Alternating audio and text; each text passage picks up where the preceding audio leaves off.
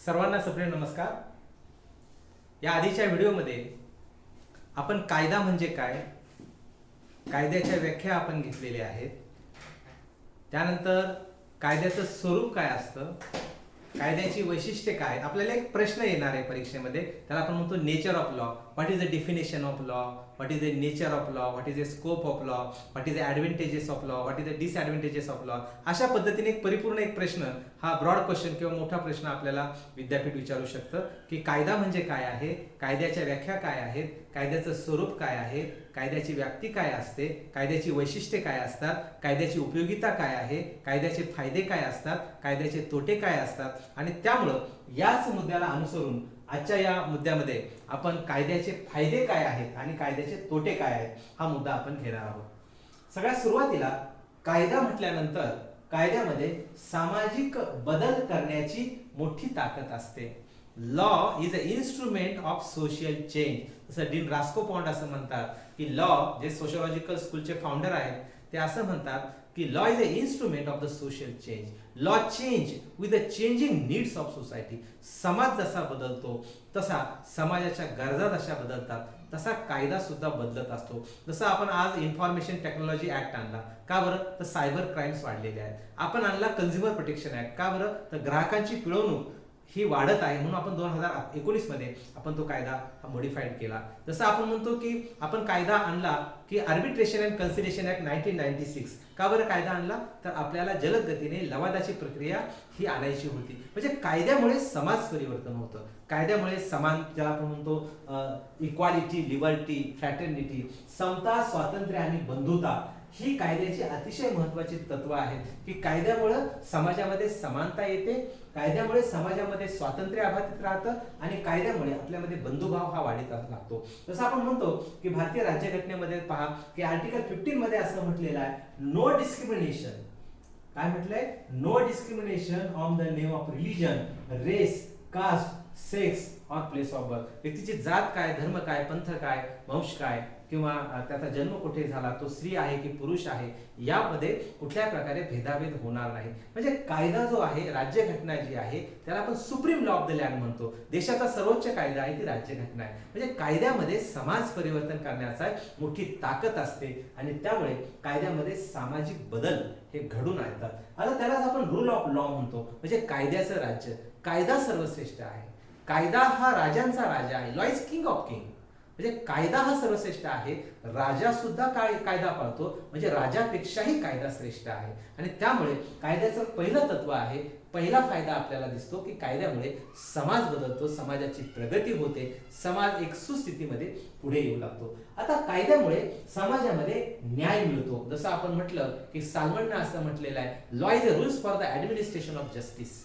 कायदा जो असतो, कायदा हा समाजामध्ये न्याय देण्याचं काम करतो. मग त्यामध्ये सिव्हिल जस्टिस असेल किंवा क्रिमिनल जस्टिस असेल, पण कायद्यामुळे आपल्याला न्याय मिळतो. सिव्हिल जस्टिस मध्ये आपल्याला नुकसान भरपाई मिळते, तर क्रिमिनल जस्टिस मध्ये समोरच्याला शिक्षा होते. त्यामुळे कोर्ट सुद्धा पहा, दिवाणी न्यायालय आणि त्याला आपण सेशन कोर्ट किंवा फौजदारी न्यायालय असे कोर्टाचे प्रकार असतात. म्हणजे कायद्यामध्ये आपल्याला सामाजिक, जे म्हणतो की सामाजिक नियंत्रण, समाजामध्ये शांतता आणि संरक्षण प्रदान करण्याचं काम हे कायदा करत असतात. आता कायद्यामध्ये एकरूपता असते.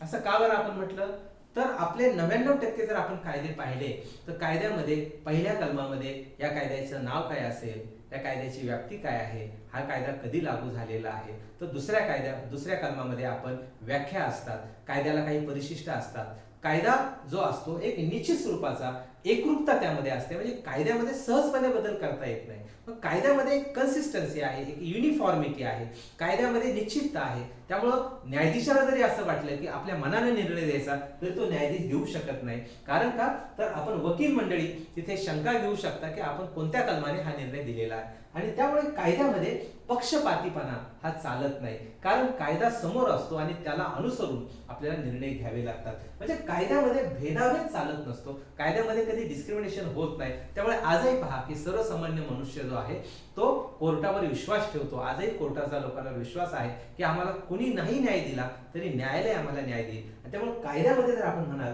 तर एक युनिफॉर्मिटी, एक पद्धतशीरपणा कायद्यामध्ये असतो. एक सायंटिफिक पद्धतीने जशी एखादी रचना असते की प्रत्येक कायद्यामध्ये एक व्यवस्थितपणा त्यामध्ये असतो, त्यामुळे कायद्यामध्ये एकरूपता असते, कायद्यामध्ये निश्चितता असते, कायदा असा सहजपणे बदलत नाही. जसं आपण म्हणतो फॉरेस्ट ऍक्ट 1927, जसं आपण म्हणतो की भारतीय करार कायदा 1872, म्हणजे कायद्यामध्ये एक निश्चितता असते. कायदा हा सहज, जसे आपण इतर गोष्टी बदलतो तसा कायदा बदलत नसतो, कायद्यामध्ये निश्चितता असते आणि त्यामुळे त्या कायद्याचं फार मोठं महत्व असतं की कायदा मनानं कुणाला बदलता येत नाही, कायदा हा सहजपणे बदलत नसतो आणि त्यामुळे कायद्यामध्ये अमेंडमेंट होतात, कायद्यामध्ये बदल होतात, पण त्याला सुद्धा प्रक्रिया असते. संसदेमध्ये म्हणा किंवा विधानमंडळामध्ये म्हणा किंवा कायदे मंडळापुढे आपण तो कायदा नेतो आणि तशा पद्धतीने आपण तो कायदा बदलतो. म्हणजे कायद्यामध्ये एक प्रकारची एकरूपता असते, कायद्यामध्ये स्थिरता असते. म्हणजे लवचिकपणा आपण कायद्यामध्ये नसला तरी पण कायद्यामध्ये सहजपणे कुणी सत्ता आली की सत्तेप्रमाणे कायदे बदलले असं होत नाही, तर कायद्यामध्ये एक स्थिरता असते, एक स्टॅबिलिटी ही कायद्यामध्ये असते. कायद्यामध्ये सुसंगतपणा असतो, म्हणजे कायद्याची ठराविक रचना असते. जसं आपण ब्रिटिश काळातील कायदे पाहिले तर उजव्या बाजूला पहा, काही कायद्याचं स्पष्टीकरण असतं, थोडक्यामध्ये एक गोषवारा असतो, त्यामध्ये थोडक्या शब्दामध्ये उजव्या बाजूला आपल्याला त्या प्रत्येक कलमाचं स्पष्टीकरण असतं. म्हणजे कायदा जर आपण पाहिला तर कायद्यामध्ये एक सुसंगतपणा आहे, सहजपणे त्यामध्ये बदल करता येत नाही आणि कायद्यामध्ये एक निश्चितता जी असते त्यामध्ये असू शकते.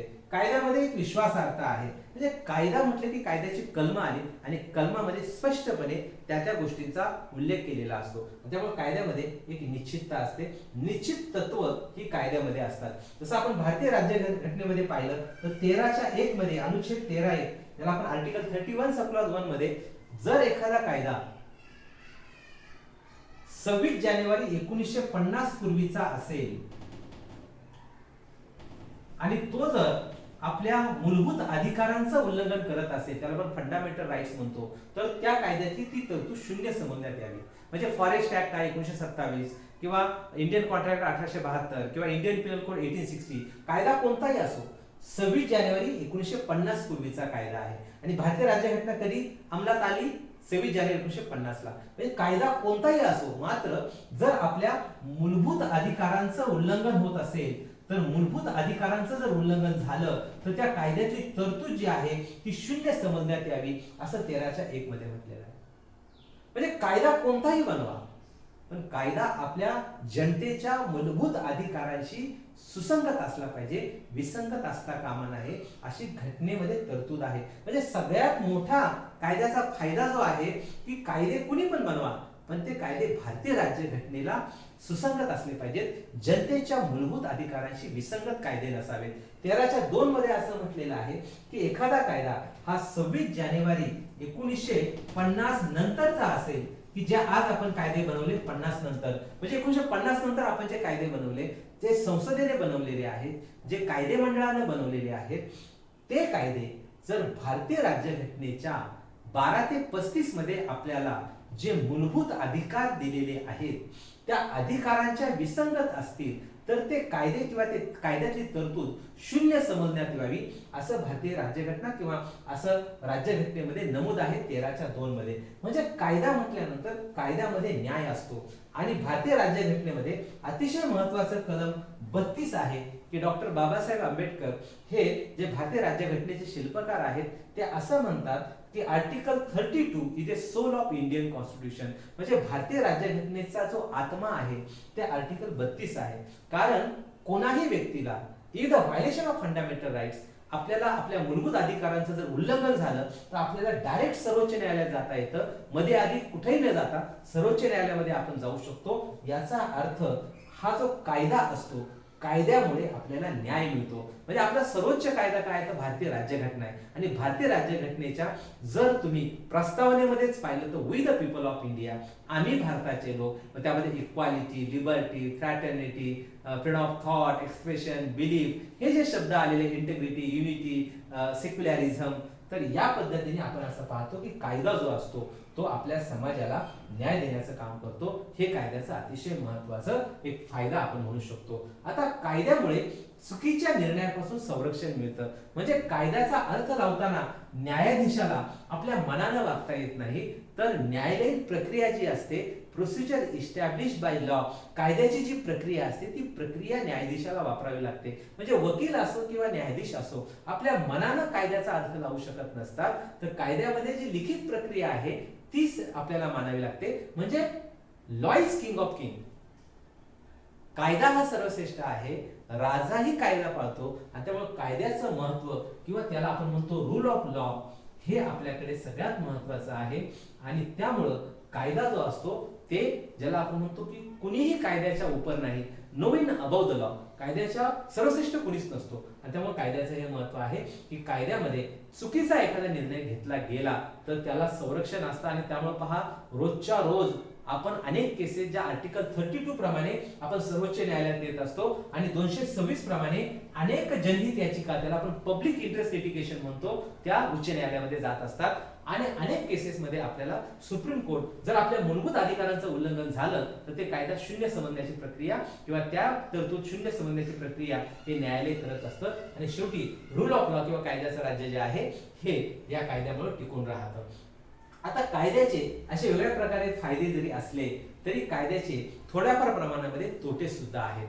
कारण का, कायदे ही सगळ्यात पहिलं म्हणजे लिखित स्वरूपाचे असतात, त्यामध्ये निश्चितता असते, त्यामध्ये ज्याला आपण म्हणतो की सुसंगतपणा असतो, कन्सिस्टन्सी असते, विश्वासार्हता असते, लोकांचा विश्वास कायद्यावर असतो. हे सगळं जरी असलं तरी तोट्यांमध्ये जर आपण पाहिलं तर पहिला आहे की कायद्यामध्ये एक कठोरता आहे किंवा रिजिडिटी आहे.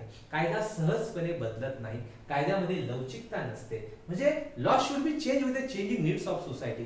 जसं आपण म्हणतो भारतीय राज्यघटनेमध्ये सुद्धा आर्टिकल 368 आपण आणलेला आहे आणि घटनाकारांनी हे जाणीवपूर्वक आणलं की समाज बदलतो, कायदा सुद्धा बदलला पाहिजे.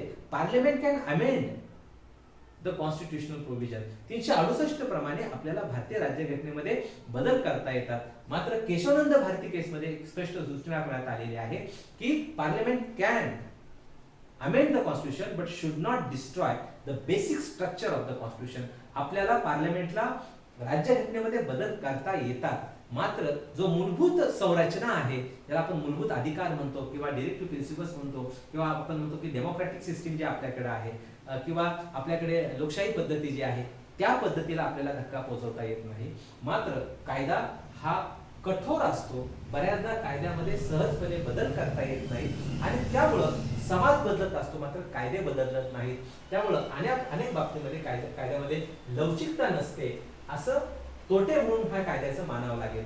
दुसरा मुद्दा जो आहे की कायद्यामध्ये मोठ्या प्रमाणावर delay the justice, deny the justice, मोठ्या प्रमाणात दिरंगाई होत असते. बऱ्याचदा लॅक्स ऑफ केसेस पेंडिंग असतात आणि पेंडिंग केसेसमुळे मोठा त्रास जो आहे तो सर्वसामान्य लोकांना होत असतो. कायद्यामध्ये सहज न्याय मिळत नाही. कायद्यामध्ये एक प्रक्रिया असते, जसं की आपण केस फाईल केली नाझरकडे, मग आपल्याला बोलावलं जातं, मग त्यामध्ये आयडेंटिफिकेशन नोटीस पाठवले, समन्स पाठवलं जातं, आयडेंटिफिकेशन होतं, आर्ग्युमेंट होतं, क्रॉस एक्झामिनेशन होतं आणि कायद्याची जी प्रक्रिया असते मग आपण म्हणतो तारीख के ऊपर तारीख, तारीख के ऊपर तारीख. पण कायद्याची प्रक्रिया राबवताना न्यायालयाला कोड ऑफ सिव्हिल प्रोसिजर आणि कोड ऑफ क्रिमिनल प्रोसिजर याच्या बरोबरीने जावं लागतं. न्यायालयाला आपल्या मनाने काही करता येत नाही.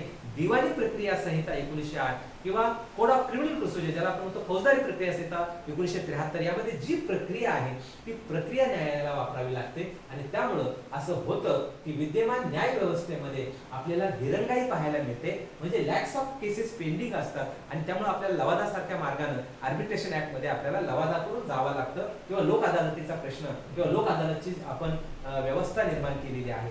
पण कायदे जे असतात ते पुराणमतवादी किंवा प्राचीन ज्याला आपण म्हणतो पद्धतीप्रमाणे चालतात. आणि प्राचीन पद्धत म्हटलं की एक नक्की आहे की न्यायाधीश आणि वकील लोक, बार आणि बेंच यांचे रिलेशन्स हे बऱ्याचदा कटू असतात.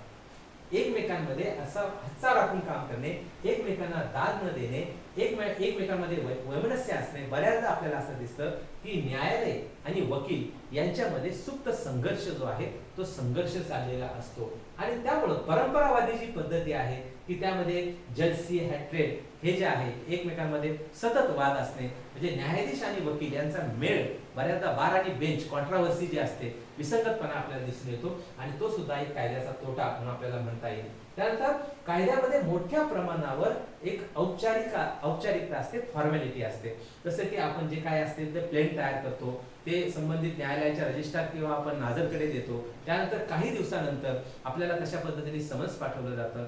समन्स पाठवल्यानंतर आपल्याकडे असं दिसतं की ते बेली रिलीफ असतात ते समन्स बजावतात. त्यानंतर आपल्याला असं दिसतं की आयडेंटिफिकेशन होतं कोर्टापुढे की आपणच ते आहात का, आणि मग पुढची प्रक्रिया जी आहे ती आर्ग्युमेंटची सुरू होते, त्याचे जबाब नोंदले जातात. त्यानंतर पुन्हा एकदा आपल्याला क्रॉस एक्झामिनेशनची पद्धती येते, पुन्हा झालेलं क्रॉस एक्झामिनेशन पुन्हा एकदा आपल्याला बाजू मांडण्याची संधी मिळते आणि अशा पद्धतीने शेवटी न्याय दिला जातो. त्यामध्ये इंटरिम असेल किंवा परमनंट असेल, अशा पद्धतीने मोठ्या प्रमाणावर आपल्याला एक अनौपचारिकपणा, ज्याला आपण म्हणतो की औपचारिकपणा, ज्याला आपण म्हणतो की कायद्याची एक विशिष्ट पद्धती जी असते ती न्यायालयात वापरली जाते आणि त्यामुळं एक लेंदी प्रोसिजर ज्याला आपण म्हणतो ती कायद्यामध्ये आपल्याला दिसते.